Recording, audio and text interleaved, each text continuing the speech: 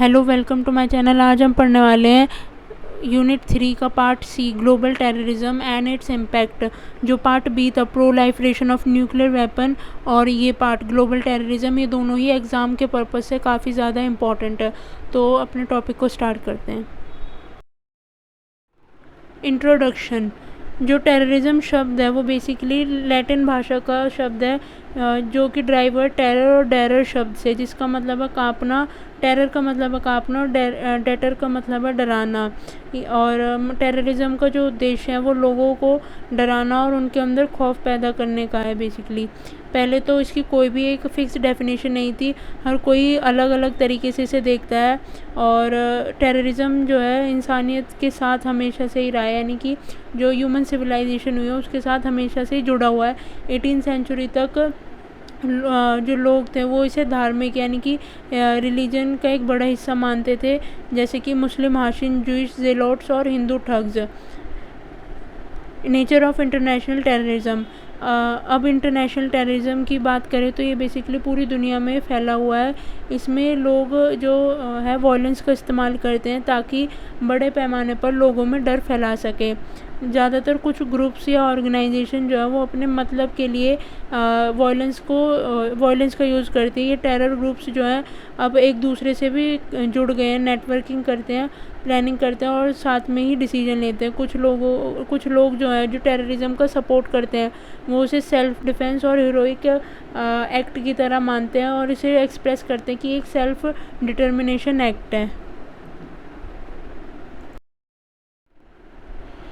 It should be noted that an act can be defined as an act of terrorism if ये सारे जो act हैं अगर कोई करता है तो ये सारे एक्ट जो हैं वो बेसिकली टेररिज्म की डेफिनेशन है। जैसे कि कोई भी एक्ट जो है वो इलीगल तरीके से किया हो, यानी कि किसी भी मतलब अपनी मर्ज़ी से कोई भी मतलब कानून को तोड़ रहा है या फिर किसी भी तरह की इलीगल ट्रेड कर रहा है, तो ये सारी चीज़ें जो हैं इसी के अंदर आती हैं। और साथ ही साथ इसमें किसी प्रकार की फोर्स, वायलेंस और थ्रेट, यानी कि किसी को भी फोर्स के ज़रिए या फिर हिंसा के ज़रिए और या धमकी के ज़रिए कुछ भी काम अपना करवा रहे हैं, तो ये भी टेररिज्म की डेफिनेशन है। साथ ही साथ किसी भी टाइप की वायलेंस का यूज़ करके इंडिविजुअल या उसकी प्रॉपर्टी को नुकसान पहुंचाना भी इसी का ही पार्ट है। और गवर्नमेंट और सोसाइटी पर प्रेशर बनाना, जिससे कि वो उनके जो भी उनकी इंटेंटेड विश है उसको मनाने के लिए गवर्नमेंट और सोसाइटी पर दबाव डालना। साथ ही साथ कोई भी एक्ट जिसके पीछे कोई पॉलिटिकल, आइडियोलॉजिकल और रिलीजियस ऑब्जेक्टिव हो, वो भी इसी का ही पार्ट है। Types of international terrorism. State sponsor terrorism.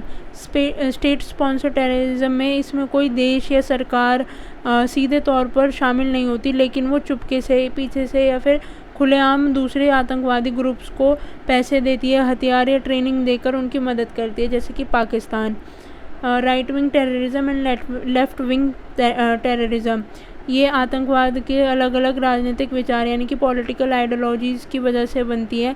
इसकी शुरुआत जो है वो 1789 में फ्रांस में हुई थी, जहाँ पर राइट जो पुराने विचार रखते थे और लेफ़्ट जो नए बदलाव चाहते हैं, वो अलग अलग ग्रुप्स के लोग जो हैं उनके बारे में है।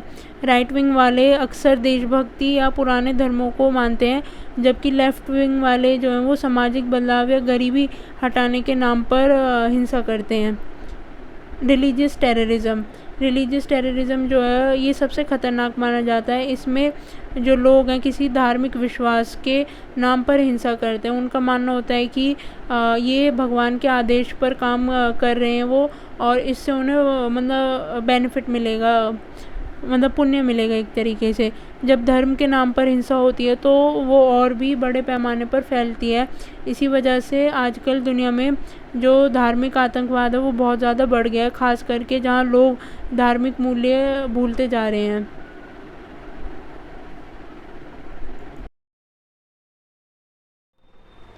Causes of international terrorism. According to scholar, इस बात का पता लगाना मुश्किल है कि लोग जो हैं टेररिस्ट एक्टिविटीज़ में क्यों इंगेज हो रहे हैं, और जो कॉजेज़ हैं इंटरनेशनल टेररिज्म के, उनको आइडेंटिफाई करने के लिए कुछ सेवरल रिसर्चेस कंडक्ट की गई हैं, जिसमें से 3 मेन कॉजेज़ को आइडेंटिफाई किया गया टेररिज्म के लिए: domestic political instability, failed state, ideological and psychological. Domestic instability उस स्टेट को रेफ़र करती है जहाँ पर किसी भी देश के अंदर अस्थिरता हो, जैसे कि कहीं पर सिविल वॉर्स हो रही है, इंटरस्टेट वॉर हो रही है, और उनकी जो पॉलिटिकल स्टेबिलिटी है वो भी, मतलब पॉलिटिकल डेवलपमेंट कुछ भी नहीं है, ना इकोनॉमिक डेवलपमेंट है, देश में काफ़ी ज़्यादा एक तरीके से दंगे हो रहे हैं, गवर्नमेंट के विरुद्ध जो है काफ़ी ज़्यादा प्रोटेस्ट हो रहे हैं। तो ये सारी जो एक्टिविटीज़ हैं इनको इंटरनेशनल टेररिस्ट जो ग्रुप हैं वो प्रमोट करते हैं, जिससे कि किसी भी एक तरीके से स्टेट में इंस्टेबिलिटी हो और उनको मतलब उनको अपने एक्सटेंशन करने का मौका मिल सके, अपनी आइडियोलॉजी को एक्सटेंड करने का मौका मिल सके। Failed state. The shortcoming in failed state or weak state affected by conflict, political stability, human right abuse and conflict intensity. जो भी किसी भी स्टेट के असफल होने के पीछे का जो कारण है वो ये है उसका बेसिकली सबसे ज़्यादा कमज़ोर होना।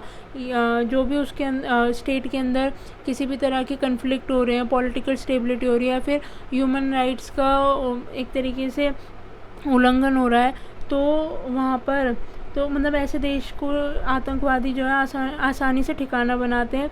ये देश अपनी कमज़ोरी की वजह से टेररिज्म को रोक नहीं पाते। State sponsor terrorism. State sponsor terrorism उस चीज़ को रेफ़र करता है जहाँ पर कंट्रीज़ जो है खुद या मतलब डायरेक्टली या इनडायरेक्टली टेररिज्म को सपोर्ट करती है। जब कोई एक कंट्री किसी टेररिस्ट ग्रुप को सपोर्ट करती है, चाहे उसे ट्रेनिंग देकर, वेपन्स देकर या उसके लिए सेफ़ शेल्टर प्रोवाइड करती है, तो उसे स्टेट स्पॉन्सर टेररिज्म कहा जाता है। एग्जाम्पल के लिए अफ़गानिस्तान एक ऐसा देश रहा है जहाँ पर तालिबान की जो टेररिस्ट एक तरीके से ट्रेनिंग है, मतलब टेररिस्ट आतंकवादी गतिविधियों को सपोर्ट किया गया है। जब ओसामा बिन लादेन को पकड़ने में तालिबान ने मदद नहीं की थी तो उसे भी स्टेट स्पॉन्सर टेररिज्म ही माना गया था। यहाँ तक कि अगर कोई देश किसी प्लेन हाईजैकर को शरण भी देता है तो वो भी स्टेट स्पॉन्सर टेररिज्म के दायरे में आता है। अंडरस्टैंडिंग 9/11 जो है 11 सितंबर 2001 की डेट को रेफ़र करता है, जब अमेरिका में काफ़ी बड़ा टेररिस्ट हमला हुआ था। ये अटैक अल कायदा नाम के एक एक्सट्रीम ग्रुप ने करवाया था, जिसका लीडर था ओसामा बिन लादेन। इन लोगों ने 4 प्लेन को हाईजैक किया और उन्हें अलग अलग जगहों पर क्रैश करवाया। 2 जो थे वो न्यूयॉर्क के ट्विन टावर में क्रैश हुए, एक पेंटागन पे जो कि यूएस मिलिट्री का सेंटर था, और एक पेनिसिल्वेनिया में क्रैश हुआ। और इस पूरे अटैक में अराउंड 2750 जो लोग थे वो मारे गए थे, और ये अटैक पूरे प्लान के साथ हुआ था जो सुसाइडर बॉम्बर्स ने किया था। तो और इस हमले में अराउंड 19 टेररिस्ट जो थे वो भी मारे गए थे इस मिशन को पूरा करने के लिए। इसके बाद यूएस ने डिक्लेयर किया कि वो टेररिज्म के ख़िलाफ़ एक ग्लोबल वॉर शुरू करेगा। उस टाइम बुश एडमिनिस्ट्रेशन ने कुछ देशों को एक्सिस ऑफ ईविल बोल दिया था, जैसे कि ईरान, इराक और नॉर्थ कोरिया, क्योंकि उन पर डाउट था कि ये लोग जो हैं, ये देश जो है वो टेररिज्म को सपोर्ट करते हैं या फिर डेंजरस वेपन बना रहे हैं। 9/11 के बाद ग्लोबल जिहाद का जो कॉन्सेप्ट है वो और ज़्यादा स्ट्रॉन्ग हो गया था। कई नए ग्रुप बने जो अल कायदा की आइडियोलॉजी से इन्फ्लुएंस थे, जिन्होंने यूरोप और बाली और मुंबई में अटैक किए। ये जो लोग हैं वो अल कायदा के आइडियाज़ से काफ़ी ज़्यादा इंस्पायर थे। यूनाइटेड नेशन जो है वो टेररिज्म को यूनिवर्सली डिफ़ाइन नहीं कर पा रहा था, यानी कि उस पर कोई भी सख्त कानून नहीं बना पा रहा था। इसी वजह से कोऑर्डिनेटेड इंटरनेशनल एक्शन में थोड़ा डिले हुआ, और जो यूएसए है उसने पाकिस्तान को भी इस पर क्रिटिसाइज़ किया, क्योंकि कई टेररिस्ट ग्रुप को इनडायरेक्टली पाकिस्तान जो है वो सपोर्ट कर रहा था, जैसे कि जो था लश्कर तैयबा, जिसने इंडिया में हमला किया था 2008 में मुंबई में। पाकिस्तान जो है वो टेररिस्ट ग्रुप के लिए एक ब्रीडिंग ग्राउंड बन गया था उस टाइम पे, लेकिन जियोपॉलिटिकल रीजन की वजह से यूएस ने उसे अपना फ्रंट लाइन अलाय बनाए रखा in the global war on terror. फिर भी यूएसए ने पाकिस्तान को एक रॉज स्टेट कहा, जिसका खुद पे कंट्रोल नहीं होता उसे, मतलब यूएसए ने पाकिस्तान को ऐसा कहा। वहीं 2003 में यूएस ने इराक को इन्वेड किया। उन्होंने क्लेम किया कि प्रेसिडेंट सद्दाम हुसैन के पास वेपन्स ऑफ मास डिस्ट्रक्शन है। प्रेसिडेंट जॉर्ज डब्ल्यू बुश की लीडरशिप में ये वॉर स्टार्ट हुई। बाद में सद्दाम हुसैन को हटा दिया गया, लेकिन वेपन्स ऑफ मास डिस्ट्रक्शन का कोई भी सबूत नहीं मिल पाया। 2014 तक यूएस ने अपनी कॉम्बैट ऑपरेशन वहाँ से ग्रेजुअली विड्रॉ की, और अफ़गानिस्तान और इराक में यूएस की मिलिट्री अभी भी इन्वॉल्व है, जो दिखाते हैं कि पोस्ट 9/11 वॉर जो है वॉर ऑन टेरर अब तक ख़त्म नहीं हुई है।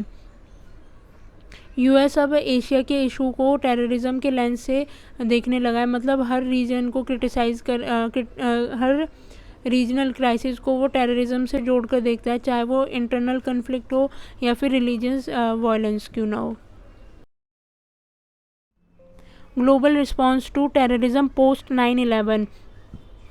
9/11 से पहले टेररिज्म को उतनी गंभीरता से नहीं लिया गया था, खास करके अगर वो किसी देश के अंदर फ्रीडम स्ट्रगल जैसे लगता था। तब तक कई देशों ने टेररिज्म जो एक्ट थे उनको सही ठहराया था, लेकिन 9/11 के बाद सब कुछ बदल गया था। इन हमलों को पूरी दुनिया ने गलत और अस्वीकार्य बताया, चाहे उनके पीछे कोई भी मकसद क्यों ना हो उनका।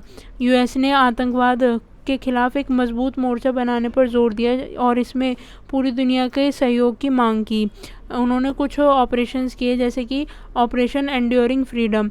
9/11 के तुरंत बाद यूएस ने अफ़गानिस्तान में एक मिलिट्री ऑपरेशन शुरू किया।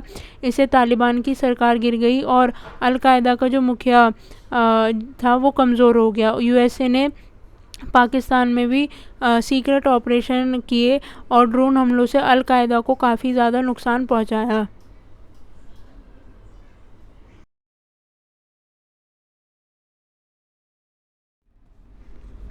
Actions to check nuclear प्रोलाइफरेशन।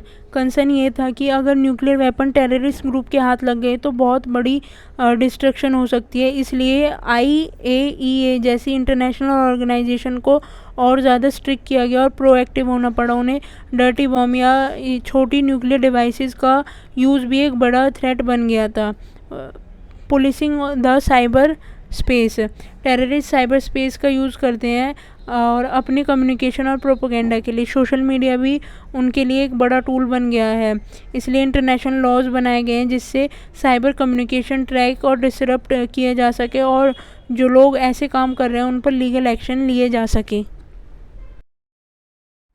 Thanks for watching. अगर आपको वीडियो यूज़फुल लगी हो तो लाइक करें, वीडियो को शेयर करें और अपना फीडबैक कमेंट करके ज़रूर दें और चैनल को सब्सक्राइब करें। Thank you.